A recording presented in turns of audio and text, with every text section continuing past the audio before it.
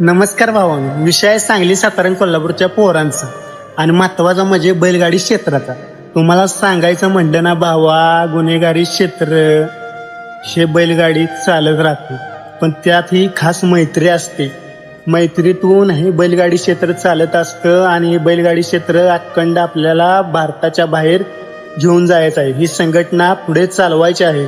भावांनो, वादावाद करून काही मिळत नाही, कारण ह्याच बैलाने आज एकाचं नाव टॉपला नेऊन ठेवलंय.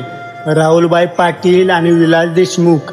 भावांनो, भांडलं म्हणजे सगळं होत नसतं. गुन्हेगारीला कोण कुणाला कमी नसतं हे MM नानाच बोलून गेले.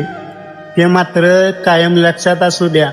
अरे, प्रत्येकाचा बैल शून्यातून वर येऊन आपल्या मालकाचं नाव करतो आणि बैलगाडी क्षेत्र खरंच जेवढं वाईट आहे तेवढं खरंच चांगलं आहे. त्याचा नाद जो करतो ना त्यालाच माहीत असते. आणि सांगली सातारा आणि कोल्हापूरची पोरं भावांनो मनापासून खरं बोलतात. आज दोघे जण एकत्र आलीत, विलास देशमुख पैलवान आणि राहुल पाटील बाई. सर्वांना बरं वाटलं. ज्यांना दुःख वाटलं ते वाटून द्या. भावांनो, तुम्हाला कसं वाटलं? कारण हीच सर्व लोक पुढे हे बैलगाडी क्षेत्राचं नाव लौकिक करणार आहेत, कारण की हे क्षेत्र अखंड भारताच्या बाहेर जाणार आहे आणि बैलगाडी क्षेत्र हे टॉपला असणार आहे.